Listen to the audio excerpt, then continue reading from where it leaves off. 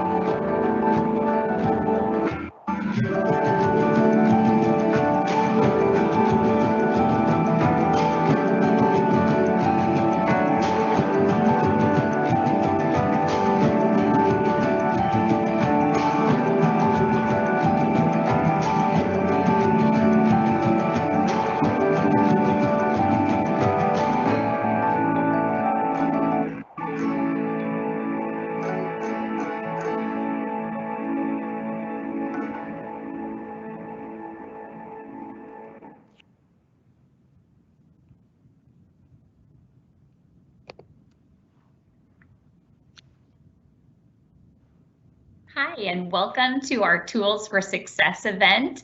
My name is Rachel Urban, and I am the preschool division head here at the Bear Creek School. And we are so glad you were able to attend this event today. Today, you're going to hear from Kellie Anderson, one of our amazing preschool teachers here at the Bear Creek School. And she's going to present to you on how to talk so kids will listen and listen so kids will talk. And we are so excited to have Kellie join us. Before we begin, I just want to open us up in prayer. If you'll join me in that prayer, I'd love that. Dear Jesus, thank you so much for today. I thank you for Kellie presenting. I thank you for her words of wisdom. I thank you for parents attending this event today. Lord, help us grow in our parenting. Help us lean into you. And we thank you for the gift of children. In your name we pray. Amen. So thank you so much for joining us again. And like I just said, we're so excited to have Kellie present. She has been our very first preschool teacher at the Bear Creek School, and she started our preschool program here 13 years ago. She's been a parent at the Bear Creek School for many more years besides the 13. She has 6 kids, so she brings a wealth of knowledge from her family life, but also in the classroom. Before we begin too, I just want to point out that there is a Q&A in this event. So if you have any questions that you want to ask Kellie during this time, please feel free to put them in the Q&A and we will answer those as we go through this event. Also, there is a link in the Q&A right now for a presentation handout. So if you want to follow along with some of the things that Kellie is presenting through her PowerPoint today, you can print that off. You can also just take notes too, but it gives you more of the specifics of things that she's talking about as well. So feel free to refer to that. And again, I'll take you to our school website and then you can look for this event today and then it'll have the presentation handout. So with more fun stuff coming your way, I'm excited to just pass this off right now to Kellie Anderson. Please welcome Kellie with me. Welcome, Kellie. Thank you, Rachel. I appreciate that.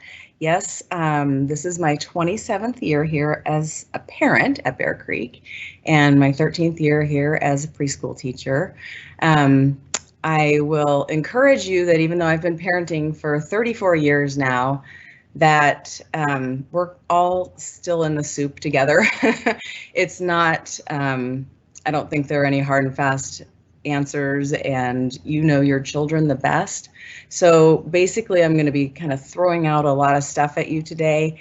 And just like at Bear Creek with our curriculum, we take what works and use it, and we try different things. Do the same thing with this. Like I said, it's a lot, and try some things. If they don't work, try some other things. So don't feel overwhelmed by it, I guess is what I'm saying. I met Adele Faber, who co-wrote this book many, many, many years ago. She did a presentation at the Paramount. And I was running a daycare / kindergarten at the time.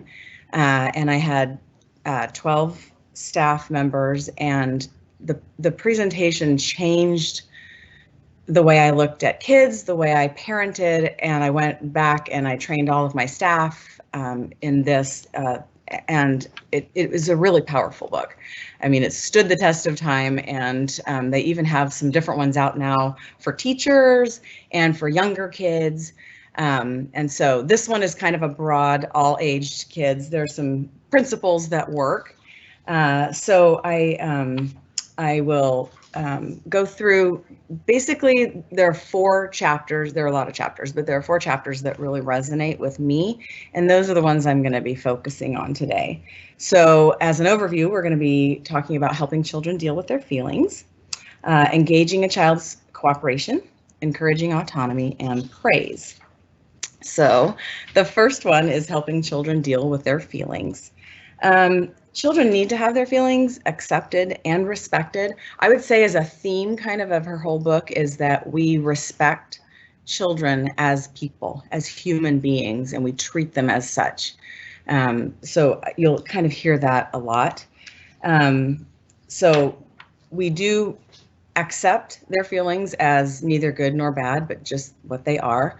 We do have to set boundaries, of course. Just because you're feeling angry doesn't mean you can slug your brother, but it is important to recognize that they have those feelings and that they're okay to have.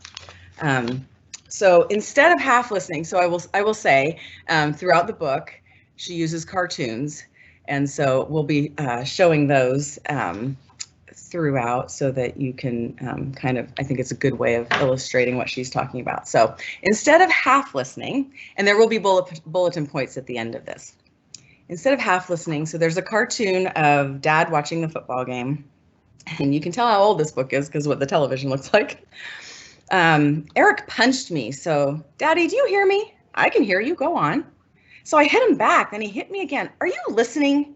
I'm listening to every word. No, you're not. I can listen and watch the game at the same time. Go on. Oh, forget it. So instead of listening, half listening, listen with full attention. Eric punched me, so Daddy, do you hear me? I can hear you. Go on. So I'm so sorry. That is a different, that's a different slide. I didn't notice that. Basically what the dad does is he just turns around and he doesn't even have to say a word. He just pays attention to the child. I apologize. I put the same slide, the same cartoon on this slide. But it can be discouraging to try to get through to someone who gives only lip service to listening. It's much easier to tell your troubles to a parent who is really listening. He doesn't even have to say anything. Often a sympathetic silence is all a child needs. Again, this is maybe not with the television, but today it's very much the computer, Facebook, all the different, our phones that distract us. So listen with full attention.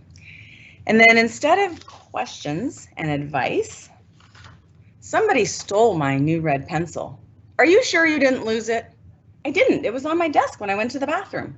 Well, what do you expect if you leave your things lying around? You've had things taken before, you know. This isn't the first time. I always tell you, keep your valuables in your desk. The trouble with you is you never listen.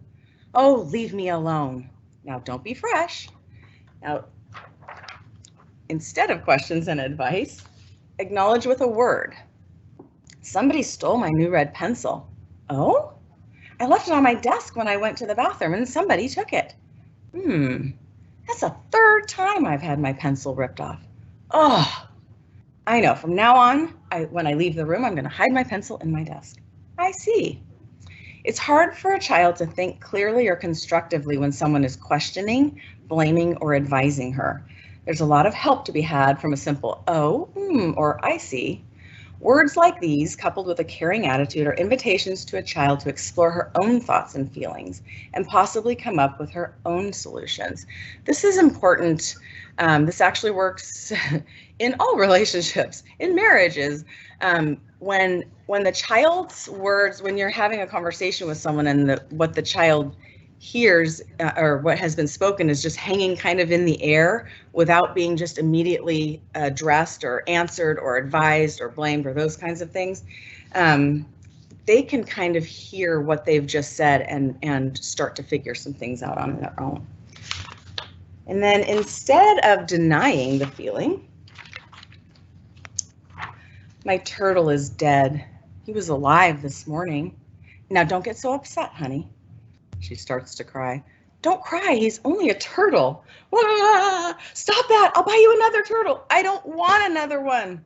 Well, now you're being unreasonable. So instead of denying the feeling, give the feeling a name. My turtle is dead. Oh no, what a shock. He was my friend. To lose a friend can hurt. I taught him to do tricks. You two had fun together. I fed him every day. You really cared about that turtle. I like the idea of a turtle doing tricks myself. Parents don't usually give this kind of response though, because they fear that by giving a name to the feeling, they'll make it worse. But actually the opposite is true. The child who hears the words for what he is experiencing is deeply comforted, and someone has acknowledged his inner experience. This has happened to me before, where if you can just help the child have the vocabulary, and you can start this at a very young age. you know, my 2-year-old son, I remember one time said, I was going to do this, but I didn't think it'd be appropriate. And he couldn't explain what the word appropriate meant, but when you use it in context, you know, they kind of figure these things out. And even just you look frustrated, or I see that your hands are clenched. Are you angry? And doing it with yourself too, describing the emotions that you're having helps give them a name. And that's really important. All right, instead of And Kelly, so sorry, I'm going to interrupt really quick for a quick second, because we have a question that went in the Q&A. And someone just said, my kids never went past the blaming part and into the insight part, which I just thought was a great comment too, of kind of how to encourage that part too, of getting past the blaming part. And it also made me go back to your first point about just fully listening to our kids. It made me think of being fully present again, and how important that is to be fully present. And I think that's hard in this day and age when there's lots of things coming at people. But would you have any advice, would you say to Kelly, about even how to get kids past that blaming part into the insight part? You mean that they are blaming something else for having happened, or I'm not understanding the blaming part? Yeah, good question. I think that she's saying, or this parent is saying, my kids never went past the blaming, like focusing on the thing that happened to them, instead of taking the insight part of like, where's their responsibility in that? And I just thought a lot of parents and people can relate with that part too. Sure. What we're kind of focusing on right now is just identifying that feeling. And actually we will get into some different things when we start talking about engaging cooperation, dealing with the blaming part, although they're talking mostly about parents doing the blaming. But it is a process, I would say, that they have to be taught how to take responsibility for things. And a lot of times when kids are younger, they say things like, my toy broke, or this happened, instead of I stepped on my toy and broke it. But I think it's kind of a process. Without a specific example, it's kind of hard for me to really fully address that. But let me get into some of the engaging cooperation things and see if that stirs up any more specifics. Is that okay? Yeah, that's perfect, Kelly. Okay, thanks. awesome, thanks. So instead of explanation and logic, so we all know how well this works with children, I want my toasty crunchies. Can we go on to the next slide? There we go. Oh no, do you mind going to the next slide? Here's a child sitting ready for breakfast. I want my toasty crunchies. We don't have any, dear. I want them, I want them. I just told you there aren't any in the house. Have some nifty Krispies. No, now you're acting like a baby. Well, instead of explanation and logic, give a child his wishes in fantasy. I want my toasty crunchies. I wish I had some in the house for you. I want them. I hear how much you want them. I wish I had them now. I wish I had the magic power to make a giant box appear. Well, maybe I'll have some nifty Krispies. Oh, when children want something they can't have, adults usually respond with logical explanations of why they can't have it. And often the harder we explain, the harder they protest. Sometimes just having someone understand how much you want something makes reality easier to bear. And again, these are just all suggestions. Try them at different times. I remember my granddaughter was really struggling because her mom had taken away her magic markers. You can imagine, 2 or 3 year old, why she took them away. But we had this conversation where, you know, she was just really upset about it. And I said, you know what would be really cool is if we could fill a whole dump truck with magic markers, and it could just back up into your yard and dump them in your yard. And you could just jump in the magic markers and you could use them whenever you wanted, and just painted this picture of a crazy, unbelievable scene, but she had been heard, and that was enough. We moved on to the next thing. So a lot of times that's kind of just a way to, you know, they know you're not going to give them something that you don't have, and that's okay. But just hearing them, again, that's a respect thing. I hear what you're saying. So kind of to recap, helping children deal with their feelings. We're going to listen quietly and attentively, acknowledge their feelings with a word, give the feeling a name, and give the child his wishes and fantasies. So those are some things that you can try. And again, all feelings can be accepted. Certain actions must be limited.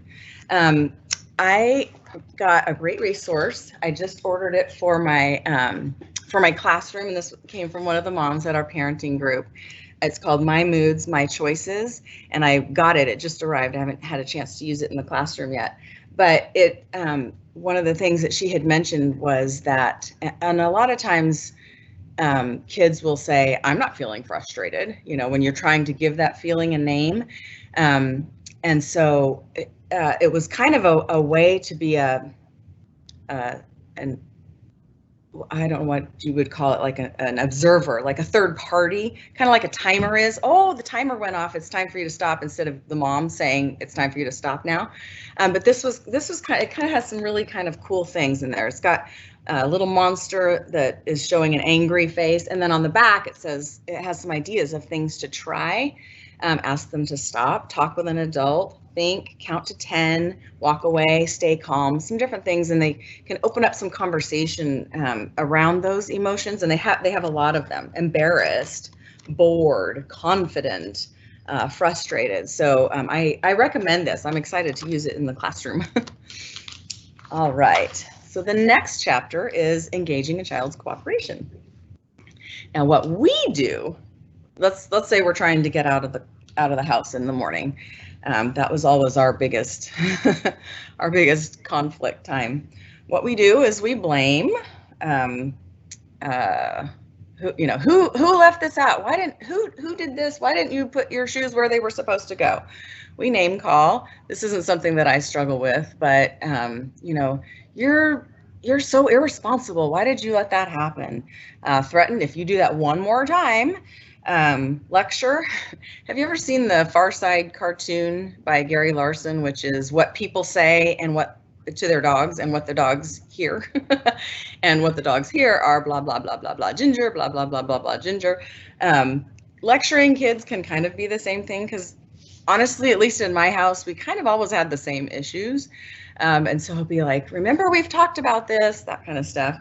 And also comparing. Try very hard not to compare with your other child or children.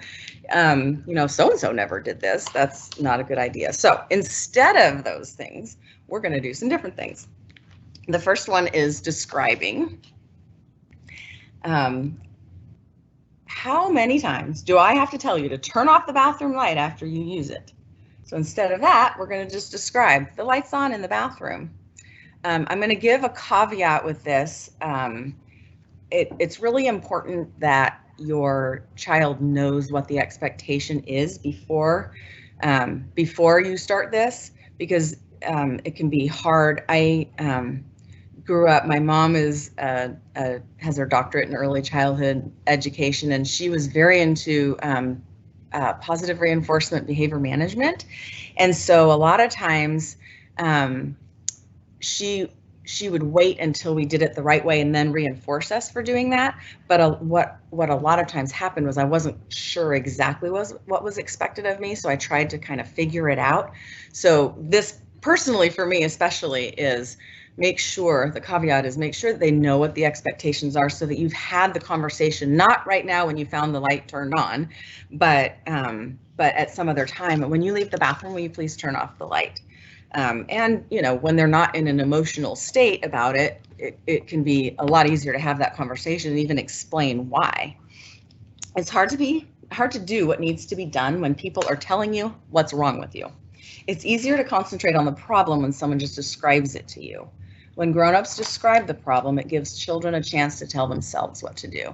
And again, not to figure it out, there should be a clear expectation initially, but describing is a good way to do that. Give information. Instead of, if I catch you writing on the walls once more, you're going to get a spanking. How about, walls are not for writing on, paper is for writing on. So you're giving them the information that they need to be able to know what they're doing is not what that wall is meant for. Who drank milk and left the bottle standing out? That's where we're going to go to blaming again. Instead of that, kids, milk turns sour when it isn't refrigerated. So we're giving them information. Information is a lot easier to take than accusation. When children are given information, they can usually figure out for themselves what needs to be done. Again, that's kind of a catchphrase. My husband and I were talking about that in the car on the way here today. He said, yeah, I told him he could sit in and listen to this presentation. He said, well, I already learned from you that milk goes sour when it isn't refrigerated. So that's kind of our joke around our house. Say it with a word. And a lot of times, again, kind of going back to that cartoon where kids just hear a lot of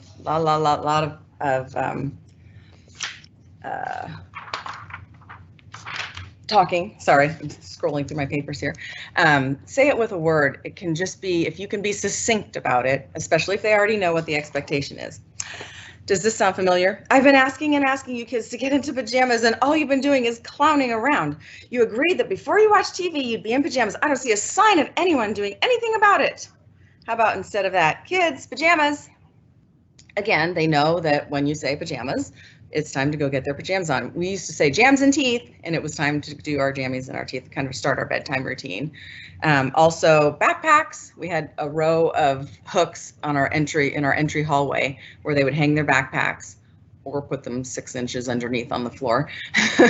But we also had plastic bins above them where they could put their papers. And just a word would just be like backpacks, and they remembered what to do. Again, they knew what to do.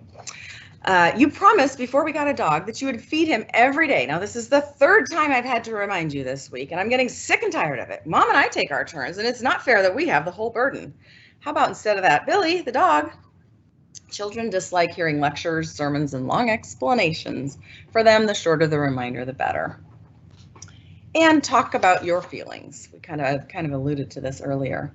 Instead of, you're rude, you always interrupt. How about, I feel so frustrated when I start to say something and can't finish. I statements are really good things for married couples too. It's good to talk about yourself and what you're feeling instead of you do this, you're to blame, that kind of stuff. Instead of stop that, you're a pain in the neck. I hope you don't call your kids a pain in the neck. How about instead of that, I don't like my sleeve being pulled. Children are entitled to hear their parents' honest feelings. By describing what we feel, we can be genuine without being hurtful. Now, this is not an excuse to, tell them, oh, I feel so taken advantage of because I asked you to do this, and do you know how hard it is for me to do that? We're not going to put any kind of a burden on them as far as being responsible for your feelings or how you are feeling or your happiness, your well-being, anything like that. But it's okay to be honest. And again, this sets an example to them of what it is okay to say and how to say it, because that's how they learn, is by us doing that. And then the last one is write a note. Kelly, I love what you're saying about talking with your feelings, and sorry to interrupt you with one. No, you're good. But we had something in the chat where someone said if you could tell them again the name of the resource that you were referring to, the book that you pulled up. Of course, it's called My Moods, My Choices. Awesome. And it's a flip book. I haven't put it into action yet, but I love things that are kind of third party where you can refer to something else. And actually, we're going to talk a little bit about that when we're talking about encouraging autonomy, helping kids to learn how to do things themselves. This is another tool like that. I'm anxious to use it. We learn about empathy in our P5 class, so this will be a great resource. So it's called My Moods, My Choices. I love that. Thank you, Kelly. It also made me think of a book I have in my office too, that's What Am I Feeling, which is another great one for young preschool ones as well, but it has a little pull-out chart too. And I love, again, just the acknowledgement of feelings that you're talking about. It's so powerful. So thanks, Kelly.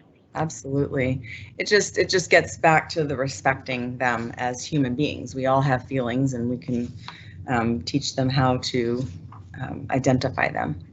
So the last thing is write a note. Before you turn this on, think, have I done my homework? Have I practiced? That's on the TV. That was on the television set. And again, this kind of acts like a third party non-emotional, just a matter-of-fact note. Help, hairs in my drain give me a pain. Glug, you're stopped up sink. Sometimes nothing we say is as effective as the written word. I actually, when my daughter was probably about 18 or 19 months old, one night I put her to bed, and about 5 minutes later, she came walking down the hallway. Good morning, Mom. I said, oh, honey, you haven't gone to sleep yet. And she said, yes, I have. And I said, no, you haven't. She had no sense of time. And so I was trying, I'm watching the same television program. I'm still in the same clothes. Look, it's dark out. None of that worked. So what I did was I took a red and a green piece of construction paper and stuck them together, and I wrote stop on the red one, and on the other side I wrote go. And I told her what they said, and I put them up on her dresser. So when I would put her into bed at night, I would put the stop one up.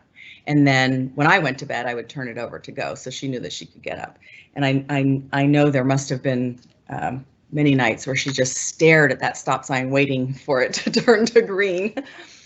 So notes are a fun way of doing that. I've actually done that with my kids when they were teenagers, stick a note on top of the laundry basket after it'd been there for a little while and say, please put me in your drawers, it's freezing out here, or something like that.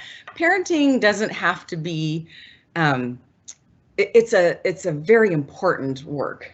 Don't get me wrong, it's the most important work I think we do, but it doesn't have to be serious all the time. We can have fun with our kids, and we can do fun things that that help them, engage and not take themselves so seriously too. So kind of to recap, engaging a child's cooperation, we can describe what we see or describe the problem, give information, say it with a word, describe what you feel, write a note, or sing a song. We actually had a song that that I wrote to a kid's tune from a television show a long time ago, where when they would come home, we would sing the song. First couple of times we sang the song, and then when they would say, can I do this? I would say, well, let's sing the song together. And it went like this.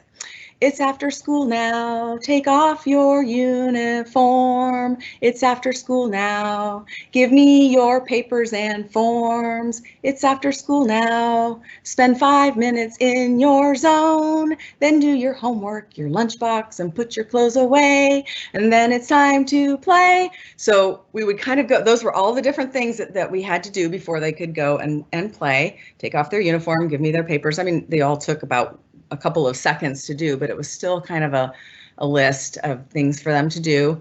And to kind of let you know, spend 5 minutes in your zone. I got that idea from the Fly Lady, and I don't even know if she's still around, but her website was flylady.net, and she helped people organize their homes. And one of the things that she did was divide your house into zones. And so you would, if your zone this week was the kitchen, then every time she had a little, clean off your hotspot or do 5 minutes or something like that, you would do it in your zone. So I divided the kids' rooms into zones. And they had to do with the day of the week, the beginning letter. So Monday was mirrors. So 5 minutes in their zone, they had to go clean their mirror in their bedroom and in their bathroom. Tuesday was tabletops. So anything on the nightstand, the countertop, the dresser that didn't belong there, they would put that away. Wednesday was wipe. So they had to wipe down the countertops or the tabletops that they had cleaned off the day before. Thursday was trash, because Friday was our garbage day. And then Friday was floors. So if they spent a couple of minutes every day doing just those things, their room was usually pretty manageable. We also, when we started giving them allowance and tying it in with their chores, they also had the option of just doing it all on Saturday or Sunday, but they didn't get paid for it. If they did it on the day they were supposed to do it, they got the 5 cents or whatever it was. Anyway, so yes, you can sing a song. Also, the song worked really well when they got a little bit older and didn't want you to sing. And they say, can I do this, Mom? And you'd say, I don't know, let's sing the song. No, don't sing the song. Please don't sing the song. So it kind of, you can use it on both ends there. And then no emotional hooks. That's just kind of my note to try to stay kind of one step back. A really dear friend of mine used to say, when your kids are on the roller coaster, stay on the platform and you can cheer them on as they're going up, and you can say, oh, I'm right here with you when they're going down. But it's good. It gives them security too, to know that you are calm. You're on the platform. You're not on the roller coaster with them going up and down. All right, our third one is encouraging autonomy. And I wrote on here, toddlers and teenagers are not that different. They're both going through the stage of individuation. So you kind of see a lot of, I want to do it all by myself. I'm going to do this all by myself, but they can't do it all by themselves. So it's a frustration at several different times of their development. So the first thing we're going to do, and you'll hear this in any parenting book, Love and Logic, all of them, is let children make choices. So are you in the mood for your gray pants or your red pants? We're leaving in 5 minutes. Do you want to go on the slide one more time or on the swing? Would you like half a glass of juice or a whole glass? These are all choices that give a child valuable practice in making decisions. It must be very hard to be an adult who's forced to make decisions about career, lifestyle, mate, without having had a good deal of experience in exercising their own judgment. And so it's important for us to give them that practice.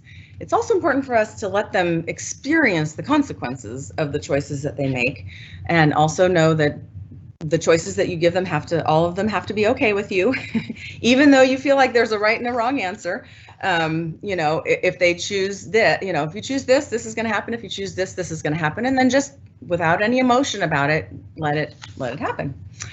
Show respect for a child's struggle. This is sometimes hard to do in the moment because it's just easier to help them.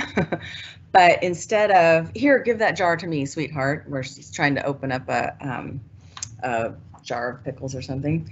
A jar can be hard to open. Sometimes it helps if you tap the lid with a spoon.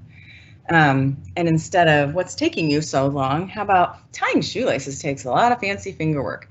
I actually had a student years and years and years ago who thought that grown-ups had more than 10 fingers because we could do so much more, which makes total sense. And you're sitting there trying to wait to get out the door for your child to tie their shoe, and you think, okay, I've been tying my shoe for 42 years now. So, 52 years, sorry. I made myself 10 years younger there. Anyway, but just kind of showing them the respect of acknowledging the fact that if you're just learning how to do this, yeah, it takes a lot of work, and I'm really proud of you for practicing. When a child's struggle is respected, he gathers courage to see a job through by himself. And the next one is, don't ask too many questions. How did your teacher like your composition? Did you pass the math test? Is anyone coming over after school to play with you today? No, why not? How about instead of that, hi, I'm glad to see you. Too many questions can be experienced as an invasion of one's private life. Children will talk about what they want to talk about when they want to talk about it. And again, that's a respect thing, almost a respect of boundaries. My teenagers did not want to talk until I was ready to go to bed. And I'd go in to say goodnight and be like, Mom, this happened at school today. And you're like, okay, we're going to be here for another hour. Or ask a really important life question. It's like, we couldn't have done this at 2 o'clock in the afternoon. But just respecting their boundaries and when they want to talk about things is a good thing. And the fewer words, again, fewer words, the better. And don't rush to answer questions. This is, again, where if you can kind of leave their thoughts and their words audibly in the air, a lot of times they can think answers. Daddy, where does rain come from? Well, rain is caused by evaporation and condensation of moisture. You see, what actually happens is, if you guys are engineers or you're married to an engineer, you understand that answer. Daddy, where does rain come from? Well, that's an interesting question. What do you think? When children ask questions, they deserve the chance to explore the answer for themselves first. And I just had a thought, sorry, and then it just went away. But one of the things I do in the classroom, okay, I know what I was going to say. I'm much more interested to know, like, I know the answer to, well, maybe not that question, but a lot of questions that youngsters are going to ask me. I know the answer already, and just giving them the answer I'm more interested in why they're asking that. What were you thinking about that made you think of that? I'm curious to know, I want to know more about you. And so a lot of times when we just answer those questions, it doesn't give them the chance to explore what they think and make a connection of one idea to another that they might not have made if you just, answered right away. I love those, and I think that's so powerful too, just the reminder to let them be able to talk and say what they're feeling, because I think sometimes we rush that in parenting. We had a question too in the Q&A, Kelly, that said, I'm not quite following the topic, no emotional hook. And they said, could you talk about that a little bit more, just with the emotional hook piece and what you mean by that? Kids know us and they know how we react, and they oftentimes will do and say what they know will make us react a certain way in order to get us to do that. I can just see them conspiring, saying, watch this, watch when I say this, mom will just go off.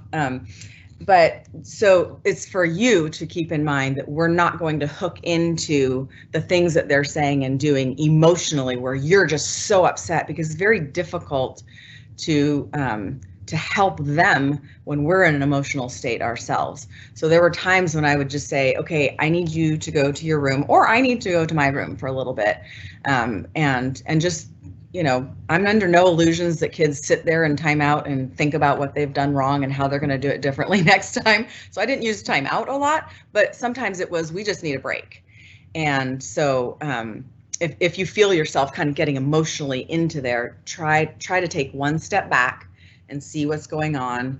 And again, that kind of gives them the security that you are in control. A lot of times we want to do everything. We do give in to a lot of the demands that the kids are giving, and in the moment, it seems like it makes the problem go away. But a lot of times it can breed insecurity, because they think, wow, I'm running the show here and I'm 5 years old, and that makes me feel a little nervous that you might not know like how to help me be in control of myself. So that's what I meant by the emotional, not hooking into the emotions of the moment. Mm-hmm. And Kelly, that is so powerful, especially if you have, I love that you're explaining that more and just diving into that, because if you do have a strong-willed child, for example, they oftentimes will try to hook you in emotionally because they know those points that may drive you to emotionally get upset with them. So as much as you can remove and step back, as you said, Kelly, I think that's just really powerful, whether we're working with kids in a class and trying to step back from those strong feelings, or even kids in the home, and they're projecting those strong feelings. So powerful point. Thanks, Kelly. Absolutely. Then we're going to encourage children to use sources outside of the home. Dad, my angelfish looks sick. What should I do? I wonder if the pet shop owner has any suggestions. All my friends are allowed to have gum. Can you buy me gum? Let's check with the dentist and see what he thinks about chewing gum. I will have a caveat here. Make sure that you're okay with whatever your outside source says, unless you're willing to lie and just say, oh, the dentist said never chew gum. But, if you trust that source, then it's okay to say, oh, okay. And sometimes it can kind of open our eyes to a different way of doing things. And again, this is respecting your child as an individual, because your child may have very different ways of seeing the world and doing things. And you hear all the time, I learn so much from my kids. It's true. I learn from my kids in the classroom every single day. Helping them to be their own person and to figure out how the world works. Of course, now we have the internet, so they can ask Siri or Alexa or whatever it is. They don't need to necessarily call the pet shop.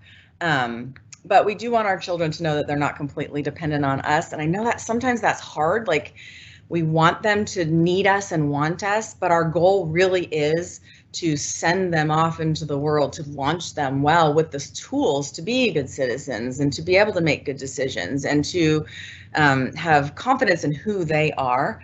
I do this a lot in the classroom too. When the kids ask questions, I will say, specifically like in writing, how do you spell Monday? Okay, where do you think in our classroom you could find the word Monday? And just giving them the sense of, I actually can do some of these things on my, I can be resourceful and find where I can get this information, because, you know, it's a gradual process over 18 plus years of kind of, you know, getting them out into the big bad world, but we don't want them to be completely dependent on us, even though it feels good. We do want them to be independent.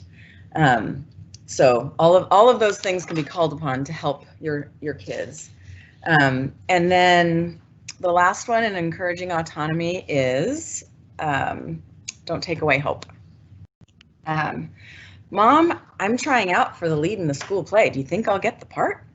Look, I don't want you to be disappointed.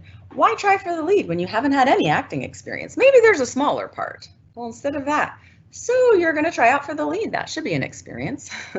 Instead of preparing them for disappointment, let them explore and experience. Maybe I'll be an engineer when I grow up. With your math grades, forget it. How about instead of that, so you're considering a career in engineering. By trying to protect children from disappointment, we protect them from hoping, striving, dreaming, and sometimes from achieving their dreams.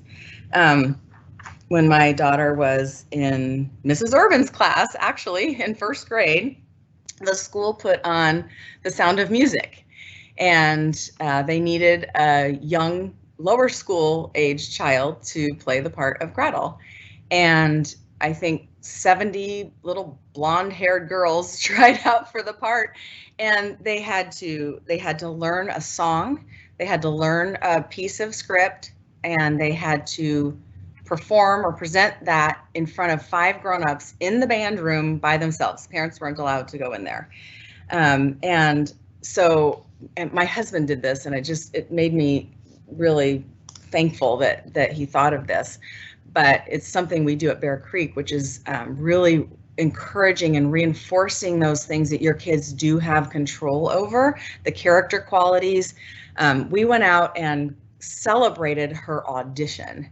So regardless of whether she got the part, she showed bravery, she showed perseverance, she memorized all of those words and those songs, and she got in there and she sang it and she spoke it without another person there that she knew. And so those were the things that we celebrated. And so, you know, you can still focus on the dreams that they have and encourage them to go for them, even though more likely than not, they might not get it. Now, she did get the part, which I wasn't really expecting, actually, and it was a good experience for her. So, all right, so kind of to recap, let children make choices, show respect for their struggle, don't ask too many questions, don't rush to answer questions, encourage them to use sources outside the home, and don't take away hope. Kelly, and there's a question in the Q&A where a parent said that their child thinks about the future, and they'll say things like, they'll just talk a lot about the future. And so their question is more, how is that a sign of like anxiety that they're always like thinking about the future? Or they were also wondering, how do you keep them present in the here and now with it? And so acknowledging future dreams with it. And so would you have a response with that as well? I don't know. I mean, I would ask the child, you know, are you worried about that? Or is that something that you're just looking forward to? My husband and I are learning about Enneagrams, and one of the things for me is that I can be very much in the present, but I need to know where I'm going, and a lot of times that might be just a personality thing. But I would ask questions like, are you worried about that? Or you know, tell me why. Again, instead of just answering the question, if they're just asking you know, what is going to happen next Tuesday or something, to say that sounds like that's really important to you to know. I will say, you know, some personality types are very, my daughter, from as long as I can remember until now, and she is an adult not living at home, every night before bed, what are we doing tomorrow? And it just was very important to her to know what was going to be expected from in the next day. And if anything went off of that, it was very hard for her. She needed time to prepare. And sometimes those kids need, okay, we're going to be leaving in 10 minutes. So if you're going to need to do this, you might want to go ahead and start that now. And then a 5-minute kind of a thing, or if it's important for them to know kind of what, we were driving to softball practice one day, and I took a turn and she just freaked out. She's like, where are you going? Where are you going? And I said, well, practice got changed from this field to this field. It was across the street. So I just turned right instead of left. And she said, why didn't you tell me? And, I can very easily just say, well, that's not important, but it was important to her. And it helped me hear that those things were important to her. And so to help her set up, for success, giving her that. Also, though, if they're really rigid and it really throws them, they're going to need to learn how to be flexible and how to manage, because life isn't like that. Life will throw things at you. You'll arrive at school for your first day of remote teaching and you'll have no internet. You have to be flexible. You have to figure out how to problem solve things and not be, devastated or undone by them. So it's a good process to go through. I would say, so just a brief answer to that is figure out what your child is really asking, I guess. Okay. So that's really good, Kelly. No, that's really powerful. And one parent also asked in the Q&A too, I feel like we as parents need to be mirrors reflecting kids' opinions, desires, but where's the place for parent opinions? And they said, I'm not talking about like safety, but just to say something like, improve your scores, otherwise you will not be an engineer, and that kind of balance of reflecting, though, well, there is a reality of your choices and decisions. And so where is that boundary as the parent of stepping in? And then kind of piggybacking on that too is how can we gain respect from children and teach them to stand for their ideas if we as parents are not really showing this, we're just supporting and patting them on the shoulders. So kind of coupled together with that a little bit as well. Well, there's obviously room for both, and there needs to be room for both. I grew up in a home where my feelings were not taken into consideration, and so as a parent, I went the other way, and just wanted to hear every single feeling and why and understand it from my kids, and then there's a different set of issues like. Our kids need the Lord, basically, and we just point them to the Lord. He's the only one that's not going to let them down, or not. We're all in this together. I used to say there are many different. Amen. That's awesome.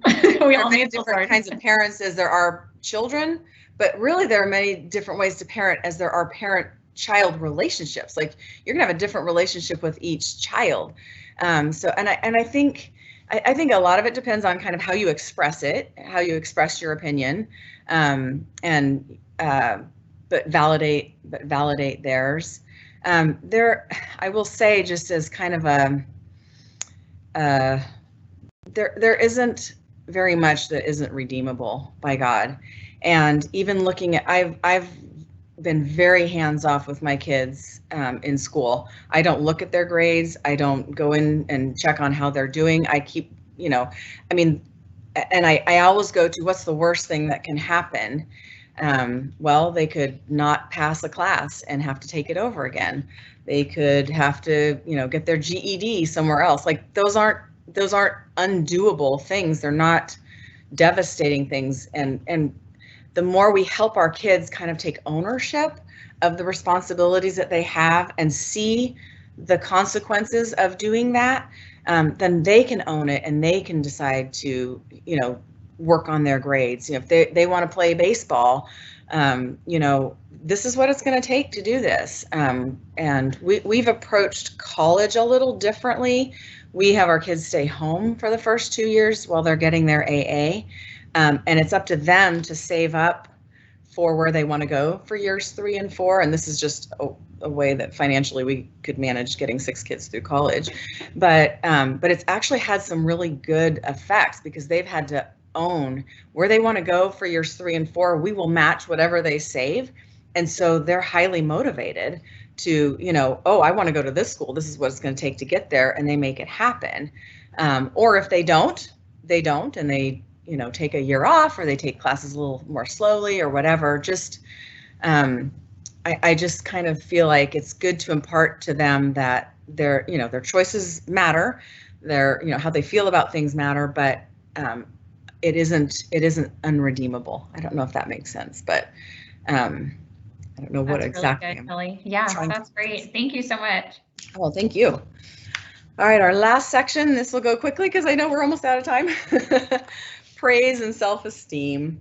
What we're going to do is describe what we see, describe what we feel, and then sum up the child's praiseworthy behavior with a word. So instead of evaluating, so you cleaned your room. What a good girl you are. I'm not so good. I stuffed some toys under the bed. Instead of that, how about, I see a lot of work has been going on here. All the blocks are back on the shelf. Every record is in its jacket. That's how old this is. And every single marble has been picked up. It's a pleasure to walk into this room. And then she thinks, oh, I really know how to clean up when I want to. Instead of, this scarf you made me is very beautiful. I wonder if he really likes it. Instead, you can describe what you see. Look at this rich red color and these thick fringes and all these rows and rows of even stitches, and it's wide too. This scarf will really keep me warm on a cold day. Oh, he likes it. And sum it up with a word. This is our last slide here. You noticed that the plants were dry and you watered them. That's what's known as taking initiative. And here's the opportunity to really describe what a character quality looks like in action. You've been working to memorize that vocabulary list for over an hour, and that's what I call perseverance. You said you'd be home at 5 o'clock, and it's exactly 5. That's what I call punctuality.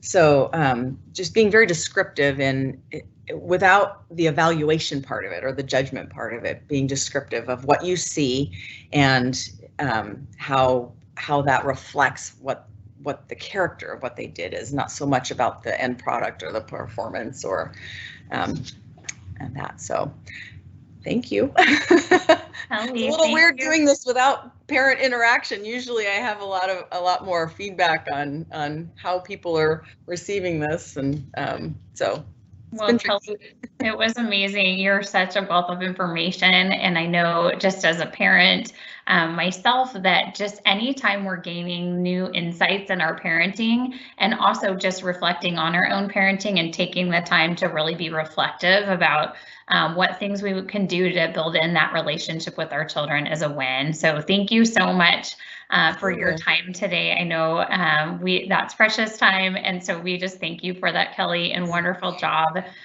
Thank you again for just taking time to present to everyone. Absolutely. And we just want to thank you guys one more time for joining. If you are looking at the Bear Creek School and you're new to Bear Creek and you're maybe checking this place out for your son or daughter for their education, we have a short video that we're going to show you right now. But otherwise, we know that if you're a current parent at our school, you may feel free just to sign off at any time too. And we'll close out after the video one more time. But thank you again, Kelly. That was just beautiful, and we're so thankful for you. So thank you so much just for your time today, Kelly.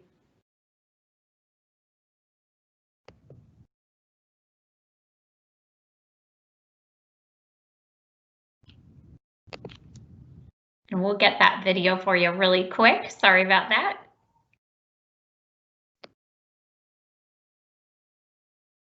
Oops, I think the audio is off on it right now for some reason, so we apologize. This is from our headmaster, and he's talking about classical education. So we'll try launching it one more time just so you can see if you can hear the sound on it. We'll try to see if we can hook that in for you.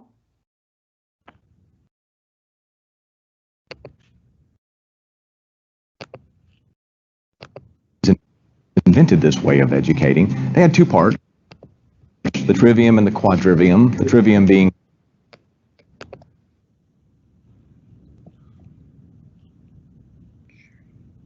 We'll try it one more time. I apologize. Sometimes with a video link, it can have trouble hooking in. So we'll see if we can get that for you one more time. Thanks for hanging on and being patient with us. grammar, logic, and rhetoric, and the quadrivium being arithmetic, geometry, astronomy, and music. And the point of all of that was to teach students language, to have them engage language, to teach them to read great stories of great people, to shape them, and then to expose them to the sciences and to the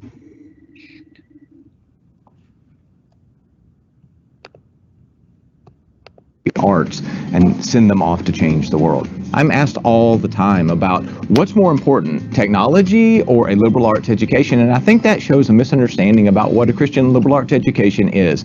See, in reality, it's not either or, but it's both. We are people who have minds, we are people who have hearts, and we are people who have hands. And what a Christian liberal arts education actually promises is to know not just what to do and not just how to do, but whether one ought to do it. You see, while true education does aim at the mind and at the heart, true education can only happen after the heart has been changed. Christ changes our heart so that we might know him and then might know his world properly. So Christian liberal arts education completes what the Greeks and the Romans started by changing the heart first and then changing the mind so students might live lives of wisdom, compassion, and courage. At the Bear Creek School, we're trying to do that, to create students who are wise, compassionate, and courageous, who have the goods of the mind to be able to engage the world, but who also love their neighbor as themselves and have the courage to step out and to make a difference in the world.